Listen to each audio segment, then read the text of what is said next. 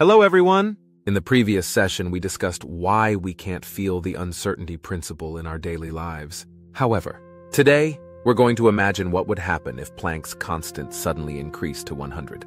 And yes, we'll continue using the example of the fastest man on Earth, Usain Bolt. First, let's briefly review the uncertainty principle. The uncertainty principle states that we cannot simultaneously know the exact momentum and position of an object. Mathematically, it is expressed as dpdx, EH, where h represents Planck's constant. Currently, Planck's constant is 6.62607015 x 10 to 34, which is extremely small. This value is so tiny that we hardly notice this principle in our everyday lives. But what if Planck's constant were 100? How would things change? That's today's topic. With such a large constant, we would indeed perceive quantum effects in our daily lives. Sometimes there's confusion with some people calling it a variable instead of a constant. But assuming the constant is different is completely different from calling it a variable. To help understand the quantum world, we're merely assuming a larger Planck's constant. It's not a variable. Let's revisit Usain Bolt's 100-meter race as an example. Bolt runs the first 20 meters in 289 seconds with an average speed of 6.93 meters per second.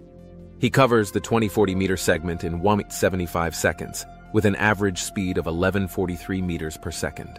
The greatest speed change occurs between the first and second segments, with a speed difference of 4.50 meters per second. Bolt's weight is 94 kilograms. To calculate the change in momentum, multiply his mass by the change in speed. DTP AMDV H94 x 450 H423 AKDMS. This is equivalent to the momentum of being hit by a small car. So far, everything remains the same. This is because Planck's constant hasn't come into play yet. Now, what if Planck's constant were 100? The position uncertainty is calculated using dx, yh, 4pdp. Plugging in the values, we get dx 100, 4p x 423.0, a 0.0752 meters, or 752 centimeters. This means we can't know a position more accurately than within 752 centimeters. In this world, about 10 people could simultaneously become the 100-Namian world champion. The race results would be meaningless. Let's compare this to the situation with Planck's constant at 6.61034. The position uncertainty is so minuscule that it's smaller than the distance between atoms inside an atom.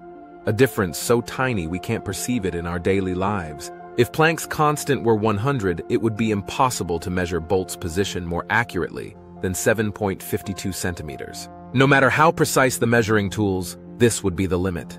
This would significantly impact scientific experiments and various fields requiring precise measurements. Races would be harder to judge, and photo finishes would become nearly impossible.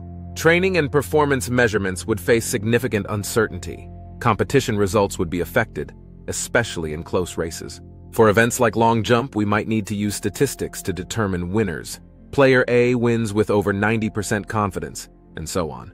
Precise surgeries would suffer greatly. Imagine performing surgery with a 7.52 centimeter uncertainty. Oops, did we remove the appendix or the kidney? Writing or drawing would also feel less precise due to this uncertainty. Precision crafts requiring accurate measurements would be severely impacted.